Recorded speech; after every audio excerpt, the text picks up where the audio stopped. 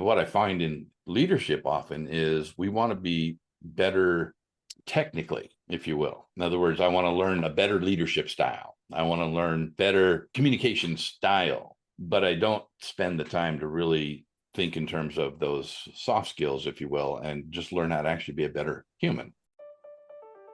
Welcome to Future Fit Leadership, a podcast for emerging, experienced and executive leaders to build community, grow capability and future focus their career pathways.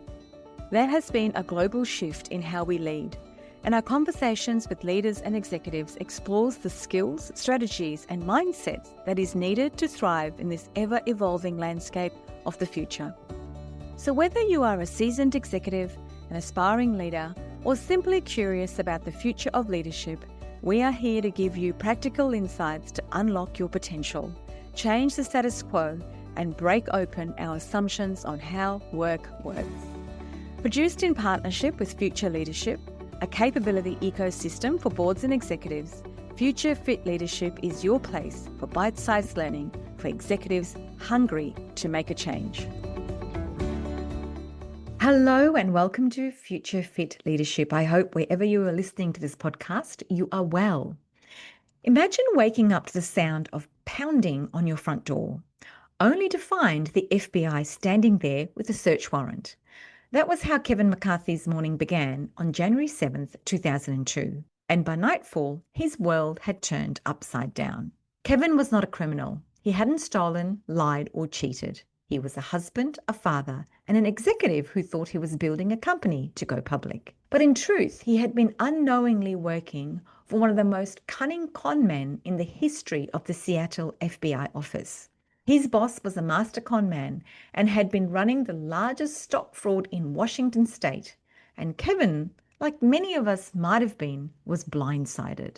12 employees went to prison, and Kevin was one of them. In this episode, we talk about what happens when good people make bad choices, not out of greed or malice, but because of what Kevin calls blind spots, the unseen biases, assumptions, and blind faith that can quietly derail our judgment and integrity. Inside those prison walls, Kevin found something unexpected. Time. Time to think, question, and unlearn. He started asking hard questions about how good people make bad choices, about self-awareness, and about how our own biases quietly shape every decision we make. The experience became the foundation of his life's work, helping leaders uncover their blind spots before they destroy trust, culture, and integrity. Because here's the uncomfortable truth. Every leader has blind spots. The only question is whether we'll have the courage to see them. From a federal prison to the global stage, Kevin McCarthy's story is not just one of redemption. It's a roadmap for every leader who wants to lead with humility, clarity, and awareness. Please enjoy this extraordinary conversation with Kevin McCarthy, author of Blind Spots: Why Good People Make Bad Choices. Hello, Kevin, all the way from Arizona. Welcome to Future Fit Leadership. How are you today? I am well, thank you, and thanks for having me on your broadcast. So we want to start with your personal story, and I'll take you back to the 7th of January 2002 when the FBI entered your home. Now, all of us, particularly the Australian audience, have seen lots of movies about when the FBI enters your home, they smash down your door and there's a lot of noise and chaos. What happened on that day with you? Oh boy. Yeah, that was a day I'll never forget. It was around 7 o'clock in the morning. The FBI was knocking loudly on the door. I was asleep. My kids answered the door and came upstairs and let us know there was a bunch of people with suits How at old the were door. your kids? My daughter at that time was around 9. My son was around 11. Right, so pretty scary for them as well. Yeah, they were certainly not sure what was going on, but definitely a little scary moment. So the FBI basically came into the house with a search warrant. They were looking for anything they could get their hands on related to my boss and his company. I had no idea that I would be wrapped up in my boss's shenanigans, and that's putting it nicely. Mm. And I imagine you would have been in a state of disbelief, high emotions, not really understanding. Could you share what your boss did to put you in this position? Yeah, the very long story short, and the entire story is in my book, which became a bestseller on Amazon in 2017. It's called Blind Spots: Why Good People Make Bad Choices. So for all the listeners, Go and get one. we're going to leave out a lot of details that you can certainly get in the book. Long story short, he was running the largest stock fraud in the history of the state of Washington. And by stock fraud, it wasn't a Ponzi scheme. He was literally selling a pipe dream. He had a phenomenal business plan, very, very professionally done. Um, he had what I learned later from an FBI agent, a term that they called he had kernels of truth stuffed with a lie. So he was masterful. In fact, they said he was the most cunning con man in the history of the Seattle FBI office. And he was masterful at creating a facade. He was also masterful at understanding how to push the buttons of his employees. He had 35 employees. 12 of us went to prison. So yeah, he was the ringleader, but he had the rest of us doing things that were way over our heads. We didn't really know what we were doing. All we knew was we were helping the company to get ready to go public. Mm. And we all had stock, and he was generous with giving us stock bonuses, which is like handing out monopoly money when it's just a fraud. Mm. But we didn't know. He took a 20-year plea bargain, spent 16 and a half years roughly of that 20 in a federal prison, took $93 million from over 5,000 people over a 7-year period. That is shocking, Hmm. terrible. Were there any red flags during this time, Kevin? I mean, like, most of us go and work in businesses with the thought that, we're going to go public. Why wouldn't we? This is exciting. We're going to be involved. We'll all get an opportunity out of this. Were there red flags that you kind of went, this isn't quite right?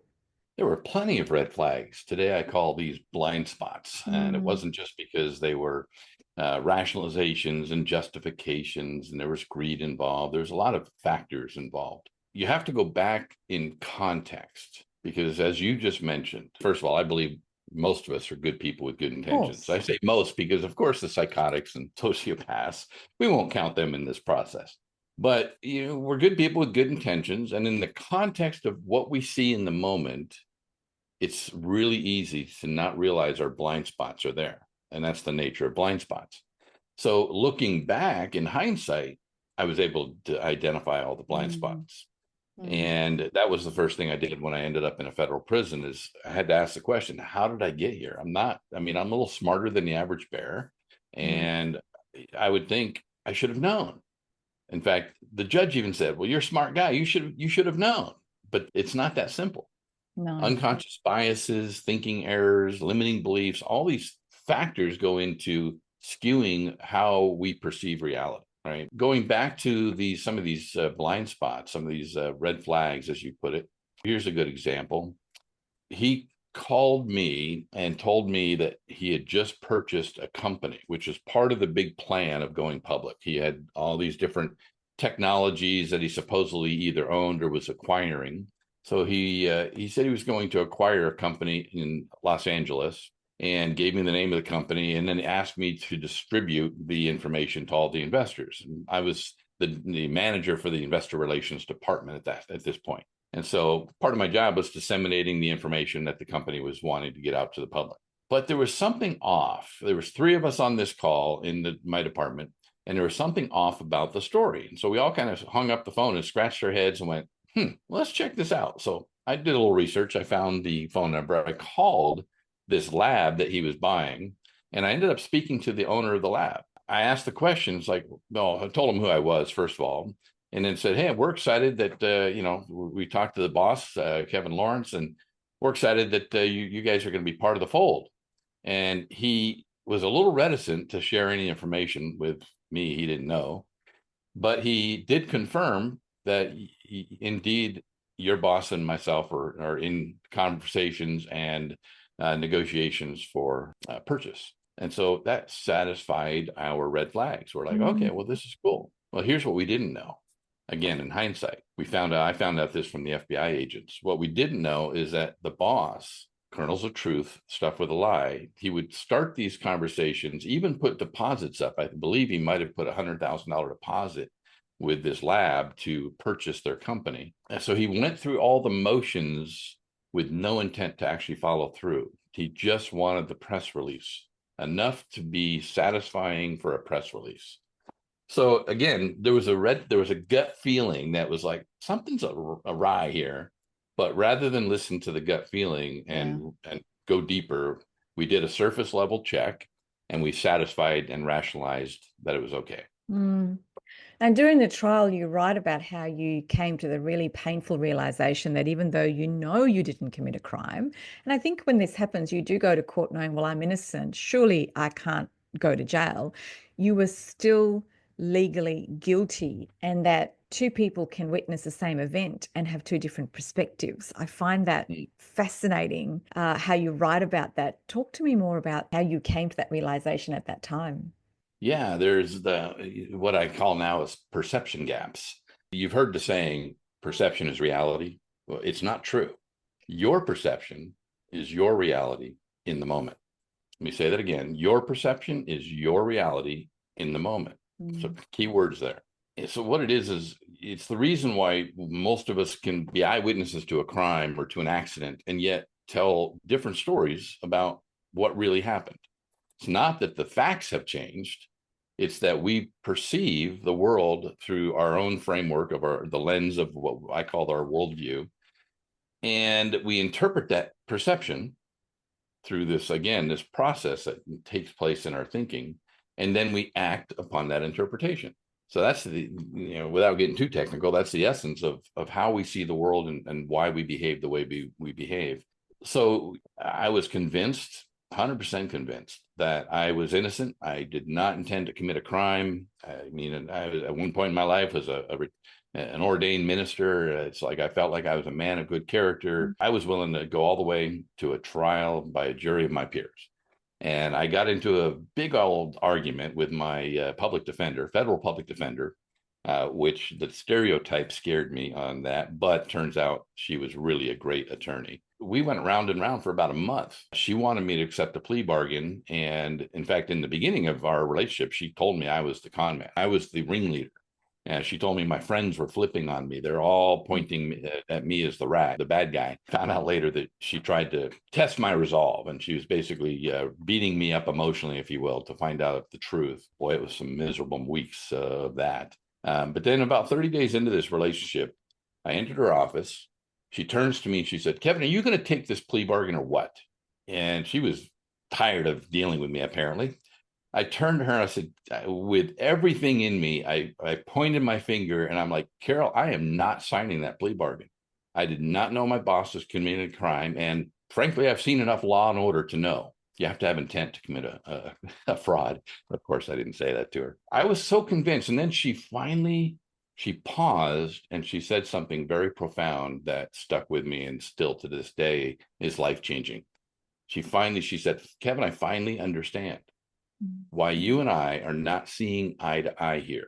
You're seeing this through a moral lens. I'm seeing it through a legal lens." Yeah. And She there's said, your "Morally, perception gap, isn't it, really? that's the Right perception there. gap."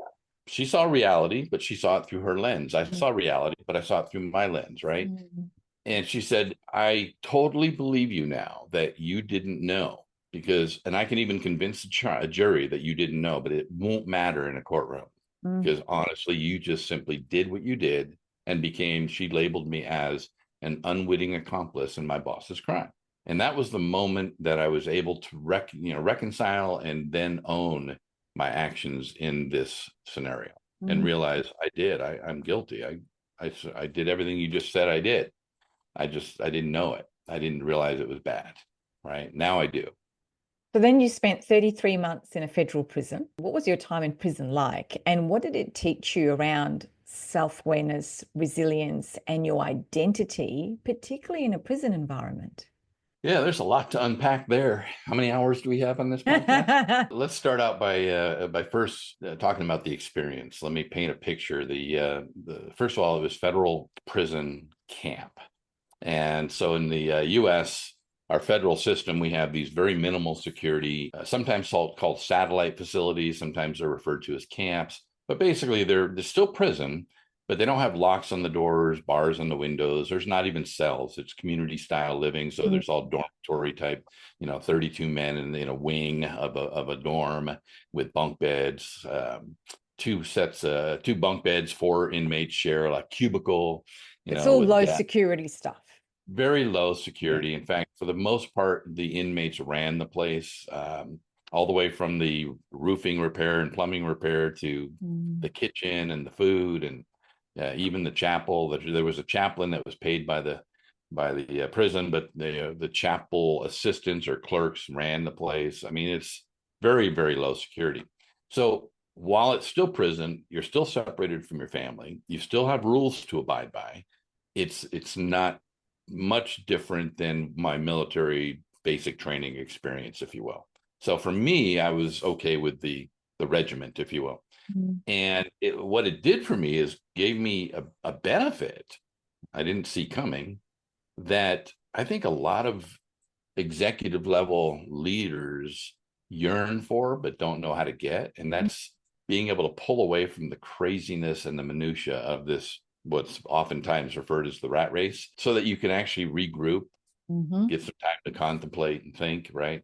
Well, I don't We'd recommend all 30. like to do that without going to federal prison, though. Yeah, I don't recommend prison or 33 months to do that, but it was a refreshing relief from all the craziness to allow me to ask the very deep questions. Mm. What was I thinking? How could I possibly have not known he was a con man? How did I get here? Right? What am I now going to do? Who am I? I mean, it gets really deep when you've got nothing but time on your hands. And I had access to a full research library, which was pretty awesome. That's where I got into studying, cognitive psychology, wanting to understand, okay, what is going on up in my thinking, and what is it that's driving my decisions and my behavior. Mm. That's the outcome of that is now what I do today professionally, and the books that I've written. Um, so the experience overall was good. There were some rough moments, very few, but overall good. What about Mhm. resilience and identity? I would imagine you would have come out a different person to who you were when you went in. Yes, I definitely came out a different person. Resilience, when you find yourself at the lowest point in your life, you have to make some very conscious decisions. Mm-hmm. I guess again was fortunate enough to watch the men around me, and there was a lot of repeat offenders, not violent or major. Some were from their past, but there was people in there that they spent a lifetime just not improving themselves. And so I made a conscious choice that I was going to take this time to learn who I was and to become a better version of whoever I am. And there's a metaphor I like to share. It's from Gregory Peck's book, A Road Less Traveled. Mm-hmm. In the prison, if you imagine this dormitory style prison, it's set up like a college campus in many ways. There's buildings surrounding it, and then there's a beautiful courtyard. It was in the northwest of the U.S., so it's very lush. Imagine walking through the administrative doors for the first time. To your left are the two dormitories housing 500 men. In those dormitories, you can be the same person in those dorms and during your time as you were on the outside, Mm-hmm.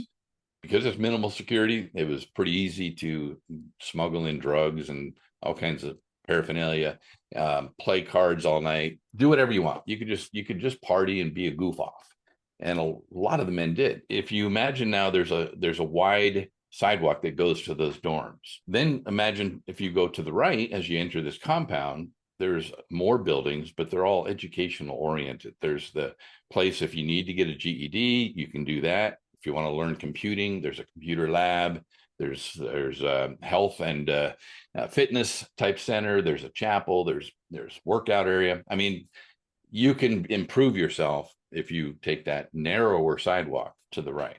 And Mm-hmm. what I noticed is most of the men took the wide sidewalk, metaphorically. And so they left prison the same as they were when they got Because into it's prison. easier, isn't it? Because it's so hard to It's easier. change. Yeah, it's easier. Yeah, it's much easier because change is personal change, Mm. whether you're changing in becoming a better leader or even just a better human, which hopefully is synonymous, quite honestly. But whether you're to become better is comes with challenges, right? Sometimes you have to make really hard decisions about who you're associating with. Mm. Or maybe the people around me are toxic. Maybe they're not going to help me get to where I want to be as a better human being, right?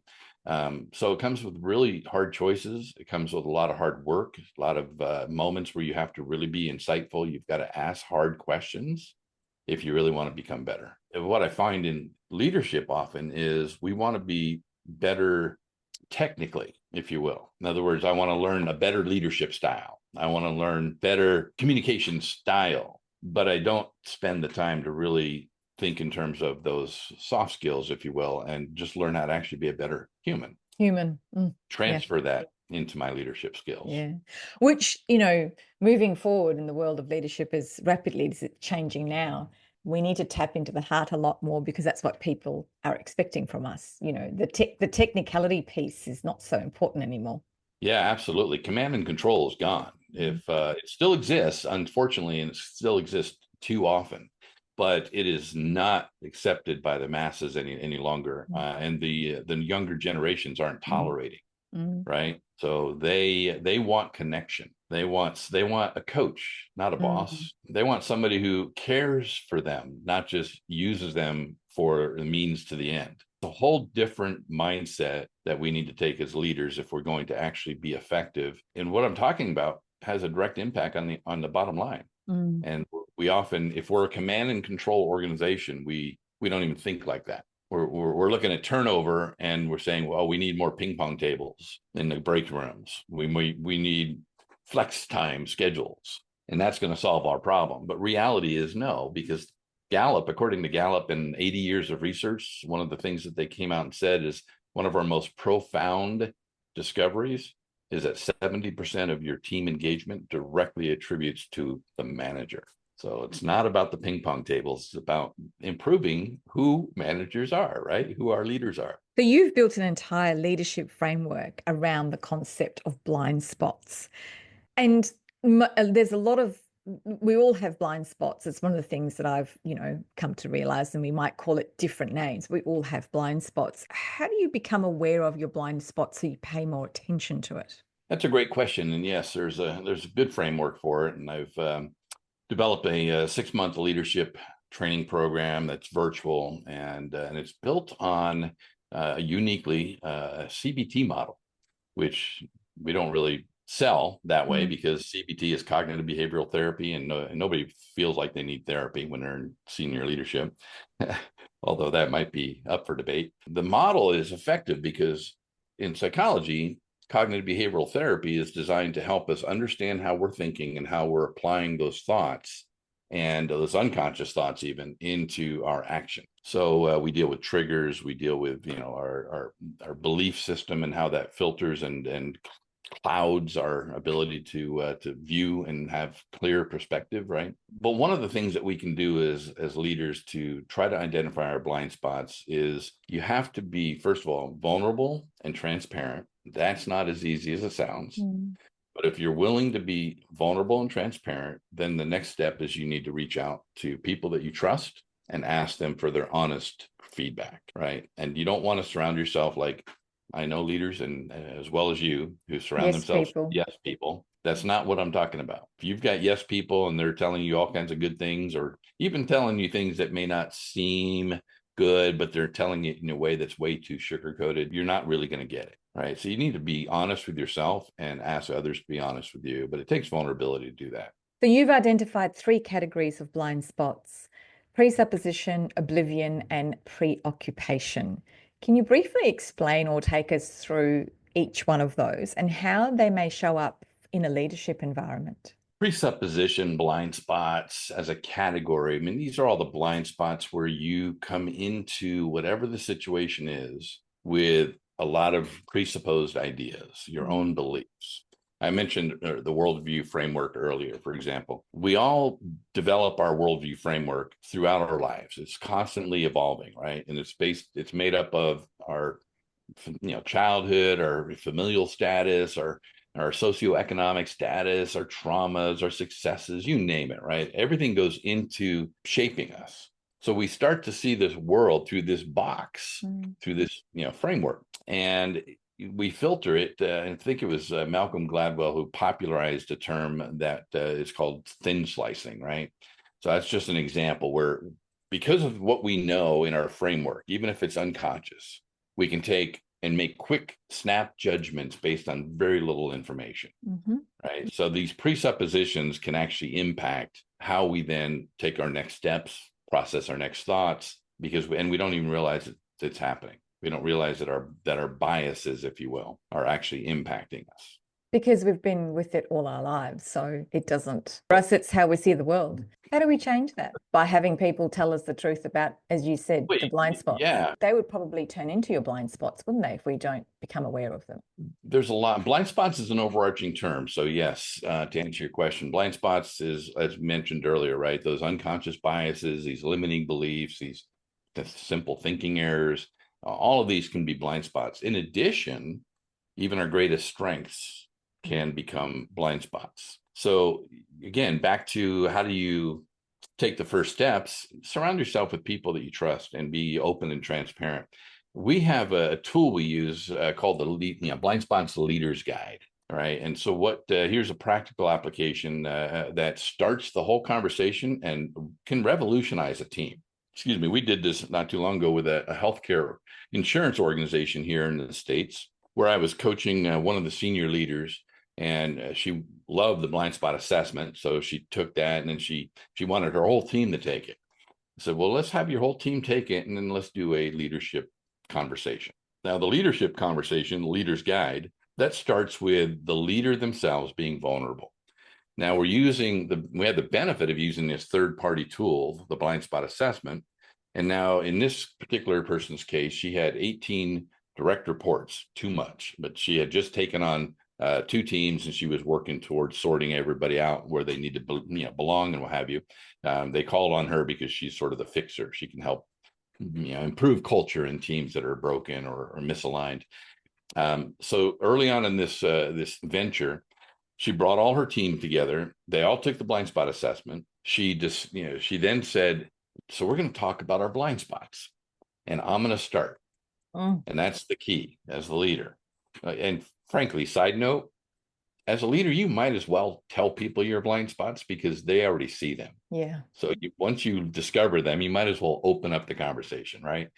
So she did. She opened up the conversation, and in that conversation, she began to share, hey, these are some of the things that I'm aware of, but I struggle with. If I do this, or if you see these types of behaviors, then I want you to call me on it. Let me know, bring it to my attention, because that's the only way I'm going to get better at mitigating them. And that, from a boss, think about the last time your boss said something like that. Probably never. But from a boss, that vulnerability breeds vulnerability, right? So it takes somebody to be the first one to share and be vulnerable. Now, what happened was phenomenal. People started sharing their blind spots. And this is a disparate team. This is a team that, they weren't all getting along. They weren't all working and functioning at high performance. They were really, when it's all said and done, I think she separated them into 3 separate teams once she figured out what was going on and who needed to be where. They started sharing openly some of their vulnerabilities, some of their blind spots. And by vulnerability, by the way, I'm not saying dump all your stuff on everybody. That's not vulnerability. That's probably stupidity. Vulnerability is just saying, hey, I'm human. I'm not perfect. And I'm okay with that. I'm comfortable with that. So people started sharing, and she ran out of time. She didn't realize that it was going to be a great discussion. So they all asked her to reschedule for more time to continue the conversation. So the first step is you have to be vulnerable, and good things will happen. What about oblivion and preoccupation? Oblivion, those oblivion blind spots. I mean, those are, I kind of made these 3 category terminology to have a little fun with it at the same time. But oblivion blind spots, these are the ones that really you have no idea. Like, it's not that you have a preset belief.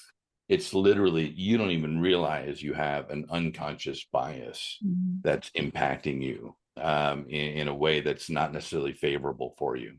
Give you an example. My grandfather, who has long been deceased, he was a very racist and bigoted Irishman from New York, right?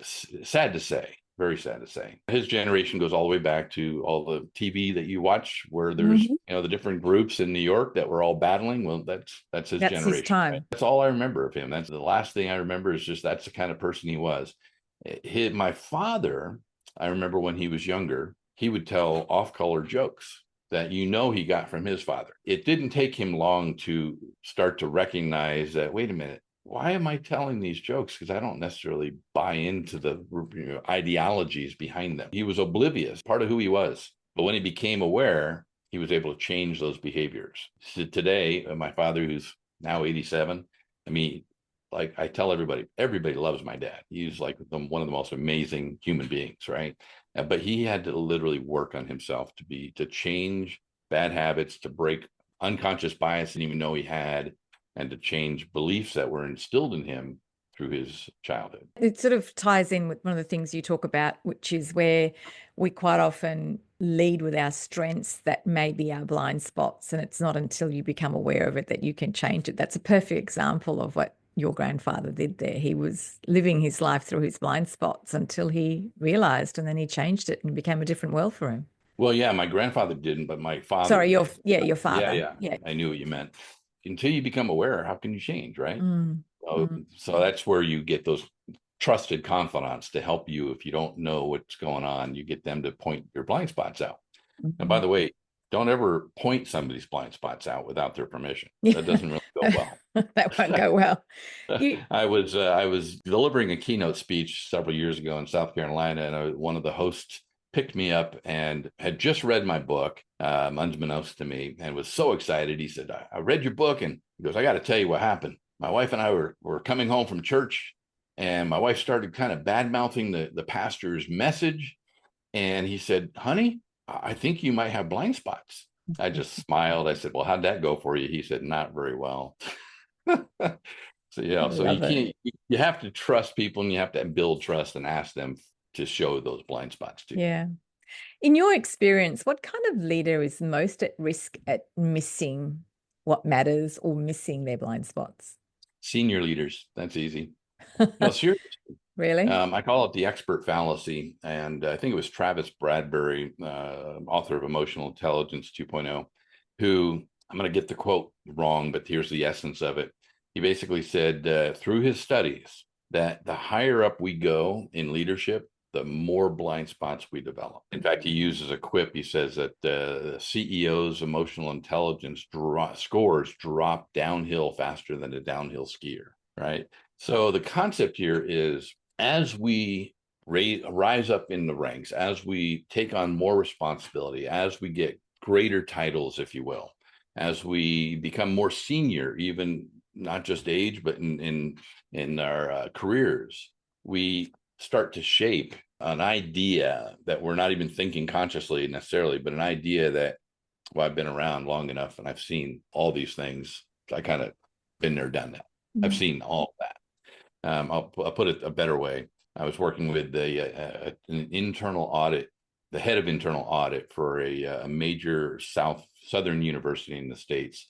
We were in a conversation, and she said to me, she goes, "Kevin, I've been doing this job long enough to know that everybody's guilty."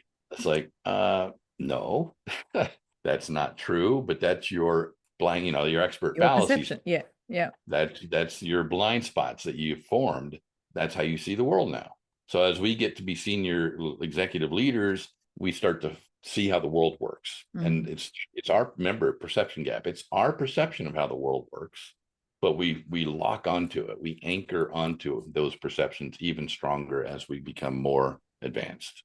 What sort of questions could leaders ask themselves on a regular basis to stay more self-aware and more aligned to values and purpose of just not only themselves, but of the organization?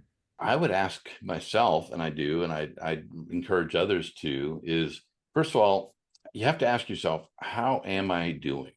Right. Mm. And that seems like a simple question, but really, if you're honest, it's not. I mean, if you're not honest, it's easy. Oh, I'm doing great. My teams are functioning, my company's successful. Making money, I'm profit margins looking good. living a great American dream here in the US or whatever it is, right? We can answer the question with a facade. But if we're really being honest, it's like, how am I doing? And then that's going to cause you to question whether it's true. So if you then say, I think I'm doing all right, well, then how do you know? That's the big question I'm going to ask. Mm. How do I know? What are the metrics for CEO speak? What are the metrics for myself that tell me that I'm actually doing okay? Well, let's take it back to management and turnover, for example. As a leader, how do I know I'm doing well as a leader and leading effectively? Am I connected with my people? Do my people respect me because of my title, or do they respect me as a human being? It's I call it earned leadership versus positional leadership. Those are the kind of hard questions to start asking. And the biggest part of that equation, however you get to the answers, there's always a question in that process. How do I know it's true? Because if you're only telling yourself, then it's unlikely to be true. But who is telling you that? Yeah, or it could be true, but how do you know? That's the point. Yeah. And this is why a lot of the 360 assessments are becoming more popular, Mm. because it's like, okay, I can assess myself and I think I'm doing pretty well. Now 15 other people assess me and oh my goodness, there's a big gap. What's going on here? Are 15 people wrong? Probably not. It's probably me. I'm interested to know, you've been through so much transformation and change in your life, having spent time in prison, you've come out very different, you've written books, you travel the world now speaking. What habits have you had to unlearn from a leadership perspective to be who you are today? Oh, that's a great question. Bad habits that I've had to unlearn. I would say I pretty much had a command and control mindset growing up. I'm a type A personality, as many would say. In the blind spot vernacular, I'm considered an energizer with a leaning in the competitor camp, which basically says that, I'm all about bullet points, punchlines, get her done. I got places to be, people to see, get out of my way. I got things to do, right? And that has gotten me to, some successes in life, but at the cost of relationships. And so one of the evaluations I did, I have another tool that I developed called the character counts. And so it's a checklist of character traits and then a grid from 1 to 10 where you score yourself on character. And then you do a 360 with that and you have others score you on how they view your character. Again, can be scary, but I've had senior executives basically say, you know what, those were great conversations, because I tell them, do a 360 and then have a conversation with those people and find out their perspective. And then you can actually grow from that, right? Yeah, the command and control, I think, was a big one. Just and paying attention to my temperament, because Mm. while I can get things done and usually get them done effectively and frankly faster than others, maybe in the long run, it's not necessarily effective. Because again, when you're running an organization, you have to consider your most valuable and in fact, the largest investment you make as an organization, and that's your people. Your people. I've had to unlearn the goal or the winning first attitude and take a people first attitude, but still want to win. Mm. Right. So you don't have to lose the competition or the winning. And I want to succeed. I want to grow this company. I want to grow myself.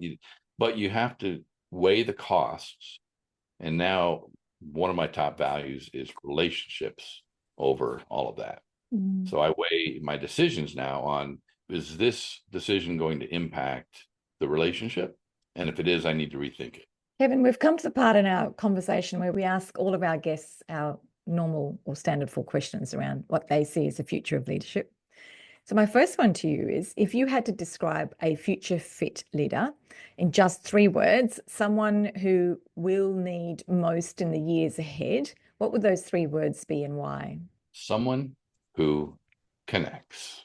You want to be a future fit leader, you need to learn how to connect with your people. You got to stop bossing them around. You can still give instruction and still have expectations, but you need to learn to connect with them on a human level. And if you do, you'll get so far more production and performance out of your teams than just disconnecting and barking orders. It's the reason that all the Gallup polls indicate very few of our employees are engaged. It's because there's a lack of connection. You get 3 words. You want 3 different. 3 different words. Oh, I did it. I see there's a perception gap happening. I like that. We just did it right here in this podcast. That's great. Exactly. You see, you said it. It made sense to me, but the way I interpret it was, oh, you just want a 3-word definition right there. Some that was three. I win. Love it. Yeah. And see, that's a great example that we just had between if I work for you or you work for me and we're trying to get things done, you just gave me a question or asked me a question, and whether it's giving me instructions or asking me a question, I perceived it the way I perceived it. And if we didn't follow through in this conversation, I went my way and you went yours, and you expected me Mm. to give you the results, you would have Mm. got my 3 words, someone who connects, and it would have Someone who been connects, yes. not what you were looking for. Yeah. Right. So classic example of why it's so important to really connect and to communicate and to understand different styles of people's ability to communicate. Right. Mm. So connection is one. Vulnerability would be another one. We talked about that. It's probably the beginning of the process. And people say, well, vulnerability, but how can you be vulnerable if you don't have trust? And I Mm. say, well, how can you trust without vulnerability? So It's true. a two-way street, and it's the chicken and the egg. So you've got to Yeah. figure out the balance there. So vulnerability is really highly important. I would start with vulnerability, connection, vulnerability, and then clarity. Clarity is the kryptonite to blind spots. If you can work towards clarity in everything you do, clarity in who am I, clarity in how am I doing, clarity in how are we doing, right? Clarity in how are you doing, right? If we can learn to get really clear in our communication, in our understanding, then we can actually have greater empathy, greater compassion, greater connection, all of that will Mm. stem. What's one future shift in the next few years that you think most leaders are underestimating or not prepared for? I think one of the big shifts that I'm starting to see a little bit of movement towards is closing the gap on what I believe to be, and backed by Gallup's 80 years of research, one of the biggest problems in organizations globally. And that is we hire and we promote subject matter experts and independent contributors, and then we put them into management with an expectation, a false expectation, that they're going to be a good manager. Because they're great at their job, we have these assumptions that we should promote them because they're going to be great for the organization, but we don't train them and we don't give them the people skills they need to lead effectively. So I think that's a shift that we're starting to see. There are companies that are recognizing that very specific thing. In fact, the American Board of Radiology is one of my clients. They just signed up for a subscription to the blind spot assessment. I asked them, first of all, they came as a referral. Second, I asked them what they were going to do with it. And they said, well, we're developing an internal leadership program for aspiring leaders and people who aren't sure if they want to lead, they can join this program and learn what it looks like. And we love your assessment. We want to make it part of all of our leadership development.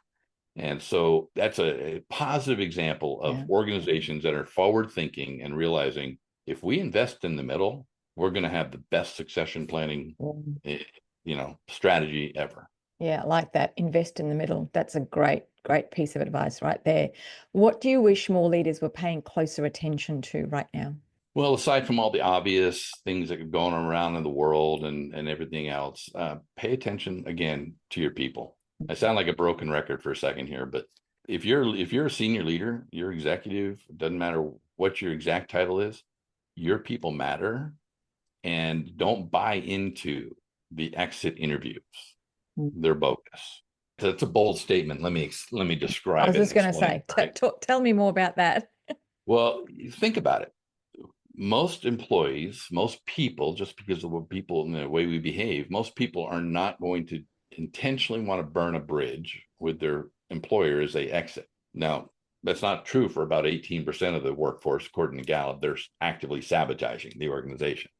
But most people don't want to burn that bridge. So they're not going to necessarily tell you why they're really leaving. But if you ask people why they left their last job, most of them will tell you in honesty outside of the workplace that they didn't like their boss. They didn't feel valued, seen, heard, and their boss put whatever word in there you want. Their boss was a jerk, their boss was this, their boss didn't care, you name it. Yeah. But the exit interviews won't show that. So as a senior leader, you need to pay attention to what's not being said in the exit interviews. Mm. They leave managers, not organizations, isn't it? So it's That's right. yeah. What are the possibilities or shifts you see in the future of leadership or work that really excites you, and why? I think it's again, it's kind of circling around here a little bit with different ways of looking at it. But the thing I'm most excited about is this concept of people learning better how to connect Mm. and really paying attention to that middle, because the middle is where the power is. Think about it. They're the closest to your customer base, if you will, your stakeholders out there. And if you can invest in them, and I'm seeing that trend happening, then you're going to not only raise better leaders, but you're going to have more functional teams, a better culture where people are going to refer their friends to want to work there. And they're not going to be the norm, which the norm right now is 51% or 53% of the workforce is looking for a job at any given moment. Yeah. Yeah. Change that and you'll have a better ROI and a better organization. And the last one is, if you could embed one leadership quality into every current or future CEO, something you believe will be essential in the next decade, what would that be and why? Oh gosh, do I have to pick just one? Well, I'll give you a couple. Integrity is huge. Part of my repertoire that I get hired to speak and train about is ethics. And the idea that we have a lack of integrity, being the same on the outside as you are on the inside, that's really important. Couple that with humility. Arrogance, that's old school. The stuffed shirt leader, that's old school. So time to just be humble and realize, hey, I don't care what my status is, if you will, but Or my title. you're a human, my title, where I live, what I drive. I mean, that's great. Enjoy your stuff, but recognize that you're a human. We're a human. We're all human. And we're all trying to just navigate this journey of life the best we possibly can. Some of us navigate it better than others, and that's phenomenal. And you should be rewarded for that. That's fine.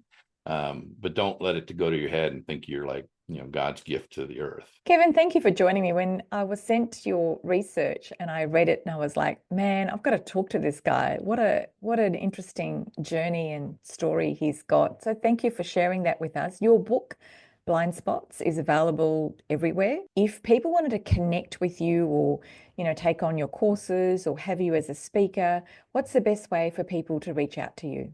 My web address, it's blindspots.com. Pretty simple. In fact, we're doing a big remodel behind the scenes, so I'm excited to release the new one soon. You can reach me at kevin@blindspots.com.